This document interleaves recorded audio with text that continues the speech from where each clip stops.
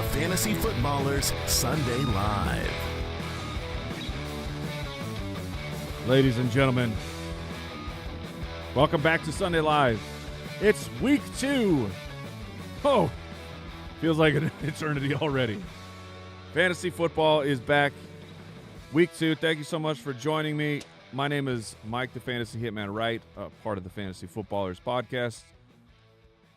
It's good to be with you. I'm joined with today's best friend, Al Borland. I'm here. Yes, he is. Yes, you got any sweats going on today, or are you just... Today's one of those days that I am such an underdog that I have no hope, so I get to just enjoy some football and hope to beat the league median. Oh, that's the best. When we look in the mirror, we're like, we have no hope, and we do. We do. I do have a little bit of It's a hope. lie. It's a lie that we tell ourselves, so if we lose, we're like, yes, it doesn't matter. But of course it matters. Of course it matters. Thank you for joining us. The way that this broadcast works is we jump into the news. Not a ton to go over today. And then we take a look on the website to some start-sit options, because thefantasyfootballers.com, that's where all of the rankings are. If I do not talk about a player that is on your team, I apologize. Look, it is truly not a personal thing. There is just, this show is only so long, and I can only touch on so many particular situations. But you can go check that out, thefantasyfootballers.com. We have our rankings. We got a start-sit tool up there. And if you choose to be such a kind, beautiful supporter of this show and join the Foot Clan, be part of the membership, get access to all of our really incredible tools, the tools that we use personally in all of our leagues, like the Ultimate Dashboard. But the dashboard helps you make start-sit decisions. The start-sit unlocks the 4 players. There's a lot of really, really cool stuff, including a bonus episode it's a bonus mailbag of your questions only each and every Thursday during the NFL season. But I think that's all for the intro, so let's get into it. The big picture. All right. Brock Purdy will not be playing football this week. They've already essentially said we don't expect him to be in next week for the San Francisco 49ers, so this will be a longer-term issue that we don't know when he's going to be coming back. The starts for San Francisco are, Christian McCaffrey, of course, is in. Ricky Pearsall becomes a question mark. We saw Mac Jones force feed Brian Thomas the ball last year. Now, it did take a little bit of time for the Jags to start scoring points. Those first few weeks of Mac Jones were a offensive disaster. The offense was offensive, and we'll see. We'll see how long. I mean, he's going to get a few starts at least. At the running back position, Quinshon Judkins is expected to play around 10 to 15 snaps. I will say, if people are asking, because you see it around, like, should I start him? I am personally not starting him, and this is one of those things of because I don't know. And I am okay putting him on the bench, seeing what happens, and just living with those results. This one's not difficult for me where hindsight, I mean, of course, he goes out, he scores 3 touchdowns. I'm going to be pretty upset about him being on my bench, but the likelihood of that seems so small. Again, 10 to 15 snaps is what we are hearing. So I'm putting him on the bench, and then maybe next week we will have a different discussion. Jaden Blue, rookie running back for the Dallas Cowboys, remains out as a healthy scratch. So the Jaden Blue truthers, look, they are down bad, but maybe it'll make for the great comeback eventually. So Javonte Williams remains a start. We'll be talking about him a bit later. Oh, no, we are. Oh, no, not Javonte. People want to know. All right, then we will talk about him a little bit later. Juwan Jennings of the 49ers is going to play. I don't really want to play Juwan Jennings at this point. Ricky Pearsall, I'm still okay putting out there as a, fringe top 24 guy and hoping that the targets really find him because, of course, George Kittle will not be playing football. So we will see about that. Drake London and Darnell Mooney will be playing for the Atlanta Falcons against the Minnesota Vikings. Kyle Pitts, my start of the week this week. I'm not completely backing off of Kyle Pitts, but this does change things. When we were talking about that, we weren't sure what was happening with Drake or Darnell Mooney especially. But with Mooney and London in play, Kyle Pitts, I move him down. He's still a top 12 play, but, we were pretty excited for it. Wan'Dale Robinson's in. Let's give it a big thumbs up for that one.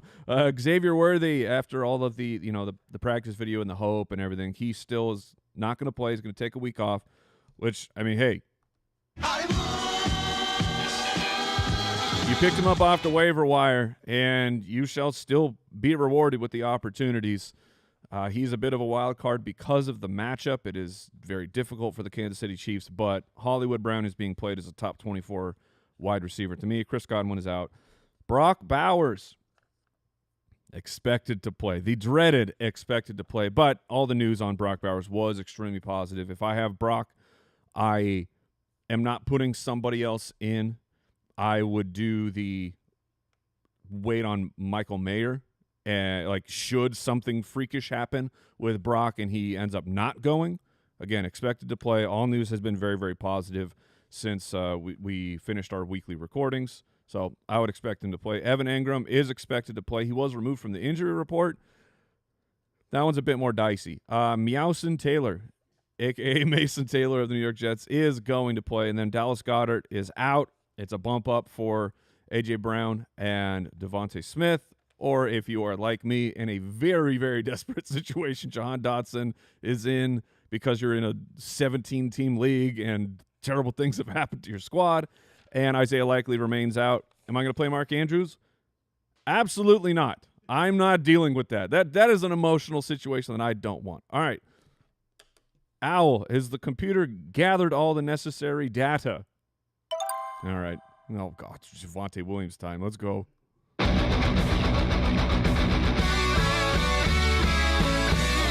He's so hot right now. Like I said, thefantasyfootballers.com, that's where all the rankings are. You can go check them all out right now, along with, there we go, our start-sit tool, which you can put players in. We break down a couple of different variables, and then we give you how we are handling that situation.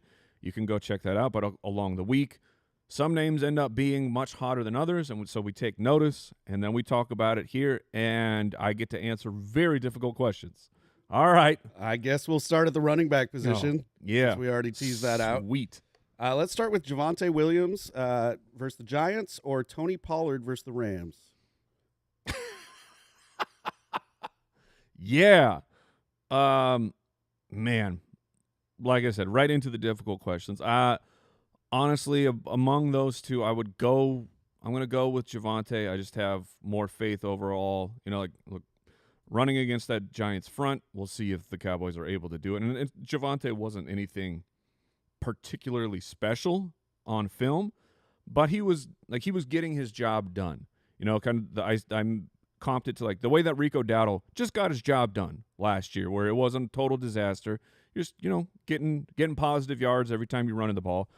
And I would believe that the Dallas Cowboys are going to score more than the Tennessee Titans against.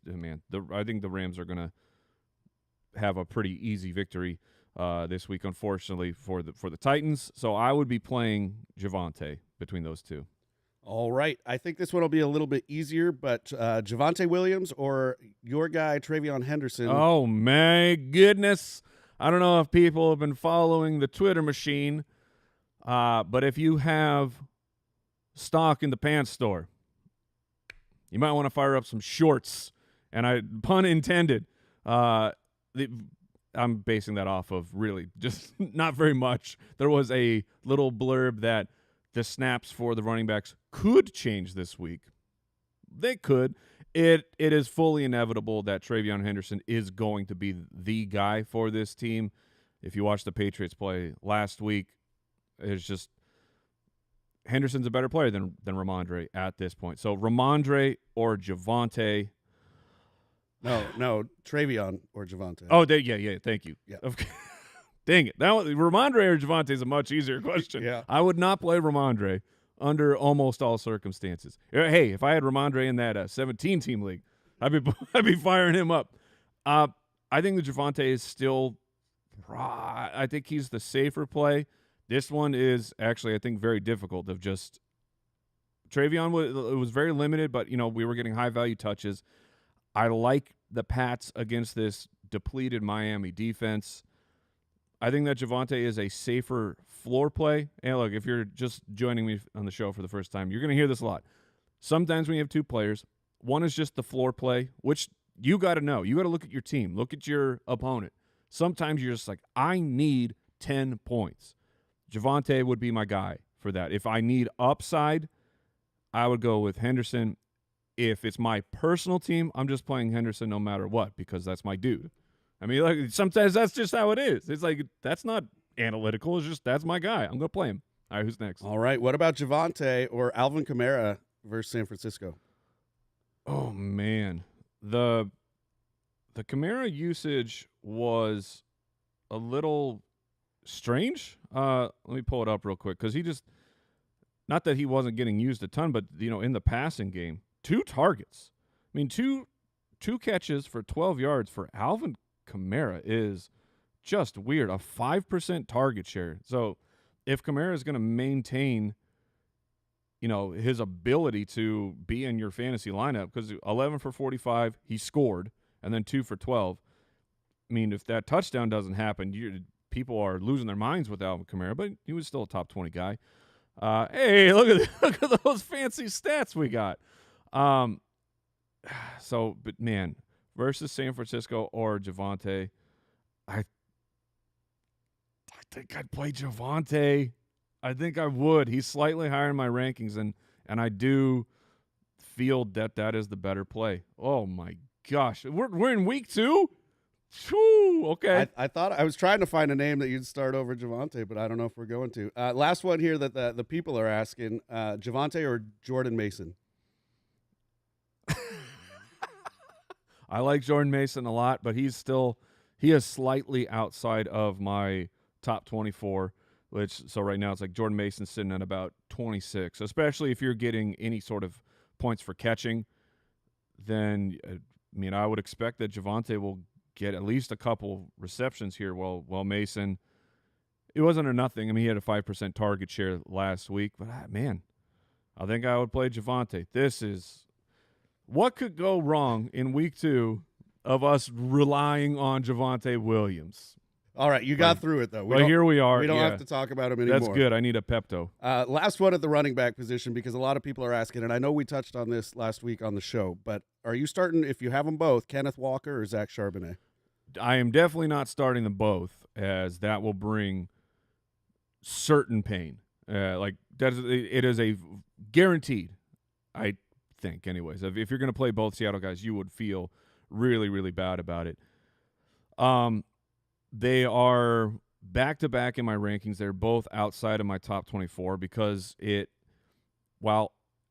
optically, it looked like this was all Zach Charbonnet last week. But that analytically, that is not the truth.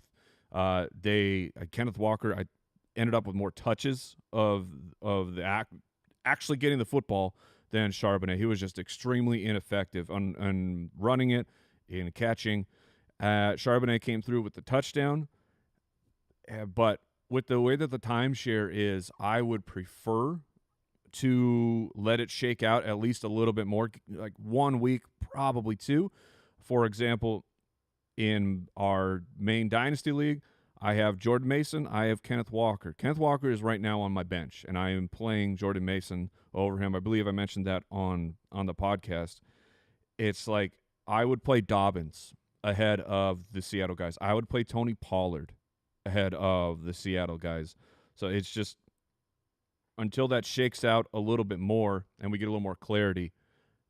It's not that you can't start them, and cross your fingers. They're let's see, where's Seattle at? Seattle is sitting at Seattle is it's a 40.5 point over-under against the Pittsburgh Steelers right now. And Seattle is projected, their implied team points is at 18.5 right now. So this is not a must play somebody from this team other than JSN is in, of course, but I mean like the other guys over here, yeah. So it's just it's a scenario where I don't love the environment. And the Steelers are another thing of like, is their defense actually good? Brought that up on the show of they've been allowing a ton of points. So I think they're still good, but that we'll find that out today. But if I can avoid that backfield, I'm doing it. All right. Excuse me. We're going to move over to the wide receiver position. I think we asked this same question on Sunday Live last week. The battle of the rookies, Teteroa McMillan or Emeka Ibuka?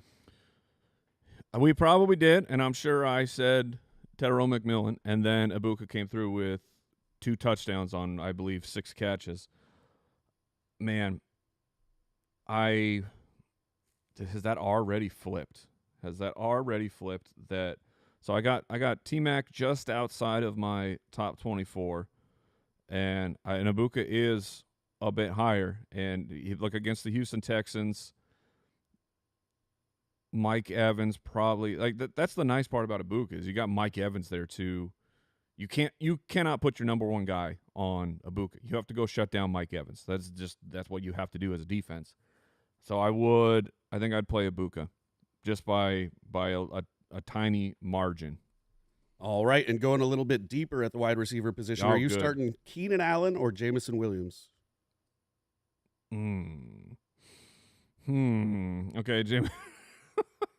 Jamison Williams gets the Chicago Bears. What was the other name? Keenan Allen facing Keenan. the Raiders. Man, I think I'd probably just take my known PPR points of Keenan Allen. The Lions, the fun part about week 1 is we'd play the game of football algebra of, okay, Ben Johnson left, so is that the reason that the offense looked so clunky? And now we have a little bit more information. So now we add that variable in of, the Green Bay Packers defense might just be the best defense in football this year. That is a possibility. So is that what happened? That combined with the offensive line issues that Detroit is going through right now, I think, man, hey, we're back. Floor play is Keenan Allen. Yeah, because it's the truth. If you need a big boom game, then Jamison Williams is the way you have to go. Like Keenan could score on every week, but Keenan coming down with 2 touchdowns and a 80+ yards. That seems pretty unlikely at this point. So, but between the two of them, I would probably be playing Jamison Williams. Or I'm sorry, Keenan Allen. I was reading Jamison Williams because they are, of course, right back to back in my rankings. That's how this show works. Who's next? All right, last one at the wide receiver position. We're going to stick with Keenan Allen here. Are you starting him or Ricky Pearsall at the Saints? Ricky Pearsall is higher in my rankings. Oh, that is a really difficult one of putting your trust into Mac Jones. We got word that Trent Williams is going to play for the 49ers, so that is, like, when he's out, that creates issues for that team. I'd play Ricky Pearsall here. I'd go after the situation where Jennings is still a bit banged up. You have Kittle's out, so we have Tonjas McBasketball or whatever we're calling him on this podcast. I feel like I get grief for my multi-layer jokes. And then this is what Jason Moore has pulled up. He's like, hey, that name sort of sounds like a name from a Key and Peele sketch. So why do I get crap for this stuff? And he just gets away with it. What was the question? Keenan Allen or Ricky Pearsall? I'd play Pearsall. The numbers for Pearsall are excellent. When he is a full-time player and he's getting targets, which he will, he has come through essentially every single time. All right, we're going to go over to the tight ends real quick. David Njoku or Juwan Johnson or Harold Fannin. I guess put those 3 in order. I am a Juwan Johnson stan. Chasing week 1 can be a fool's errand, absolutely, but I don't think we're just chasing production when it comes to Juwan Johnson. We're chasing utilization, which is that's the thing that can change. Juwan Johnson has been a good player for years. He has just not been, in my opinion, used properly, and all of a sudden, Kellen Moore comes in, a sharp offensive mind after the team paid Juwan Johnson money to remain there, comes in and changes it. He's lining up. He's playing as a wide receiver. So he is at least in week 1, he was just a tight end in classification only. This was a dude who was playing like a wide receiver. So I'm very intrigued with that, where the Harold Fannin versus David Njoku I think that is extremely difficult. We're really excited for Fannin, but the truth is he ran fewer routes than David Njoku. Just the way that he was, the defense was playing against him, the ball was able to find Fannin. And Eileen, Juwan Johnson is the top of them for me, and Fannin and Njoku are just so close, and I have the edge going to Fannin as of right now, because he was used, all over and frequently used like a wide receiver. So I think, while Baltimore can shut down the tight end position, that Fannin is not being used like a traditional tight end, at least for week 1. So that's why I lean with him. Alrighty, and at the quarterback position, this is a decision I had to make personally in League of Record. I'm curious if you're going to agree with me. J.J. McCarthy or Jared Goff? Oh, my goodness. So J.J. McCarthy at home against the Atlanta Falcons. Jared Goff gets Chicago. Man, I have J.J. one spot ahead of Jared Goff, and I think the biggest issue for Goff in this matchup is, can Chicago get it done? Because the Chicago offense we saw in week 1, they will not get it done against Detroit. Caleb has to be better for Jared Goff to hit, 28+ passing attempts. And so for that, I think I'm going to go with J.J. McCarthy. I'm gonna chase the NFC Player of the Week and what he did in that fourth quarter. Great choice. That's you go. That's what you went with? It was a little easier for me. I'm an underdog, and I have Jefferson, so the stack upside made that decision for me. Last question here: Bo Nix or Drake May? So that one is, both of those guys are great plays this week. So that is a really difficult situation. I have Bo Nix ahead at this moment. Both quarterbacks looked good and terrible in the exact same week. But with some injuries going on, they're both injured. Man, honestly, I have Bo Nix slightly ahead, but I don't feel really, really confident about either way, because both of them are on the road. Dude, that's a really, really difficult question. But so then I'll just fall back to my analysis of going through the week, and I'll go with Bo. But honestly, if you want to go Drake May over Bo Nix, that I have no issue with that at all. All right, let's get to the people, Let's Mike. Go.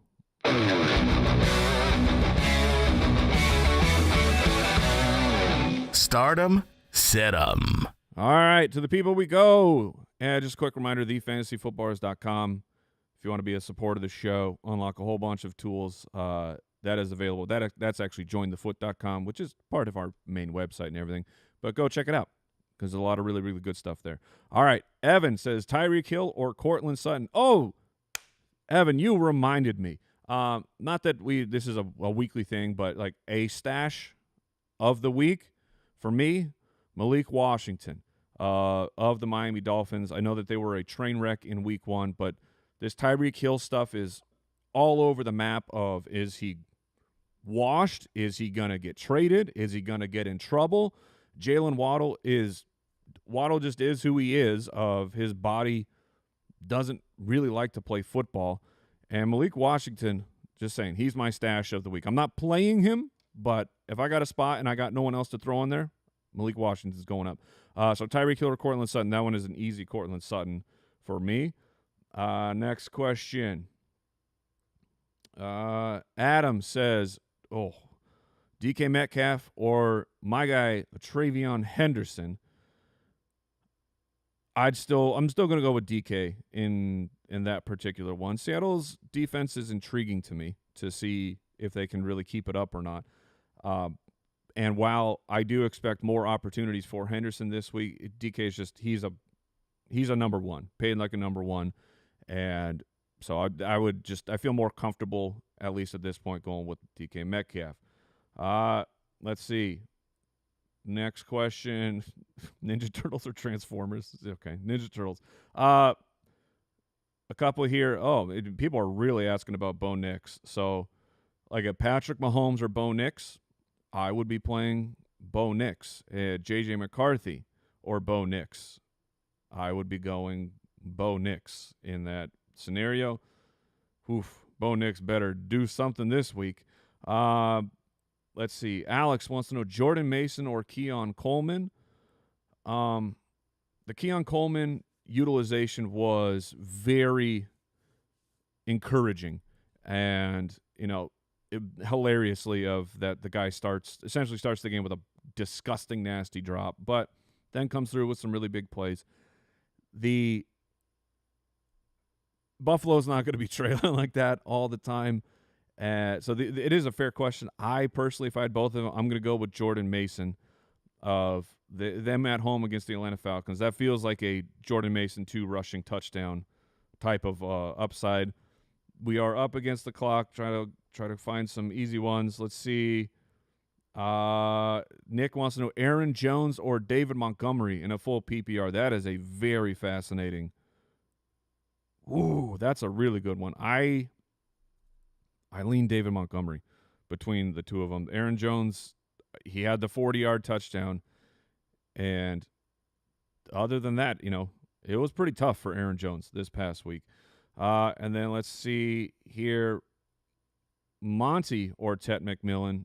I'd play Tet McMillan over that. And then let's see, last one. Colton says Ibuka, Travion, or Mike Evans. Wow. Ooh, I should not have read this question. Because, man, can you really play Ibuka over Mike Evans yet? I don't think that I could do that. So I'm going to chicken out on that one and just go to Mike Evans. That is a fascinating question to be looking forward to for the weekend, but I would play Mike Evans. TheFantasyFootballers.com. That's going to do it for me. We will see you all tomorrow for the podcast, and wish you nothing but the best, and your enemies to fall on their faces and score absolutely 0 points. Unless those guys are on my team, then I want them to do good. Keep it beautiful. Mwah!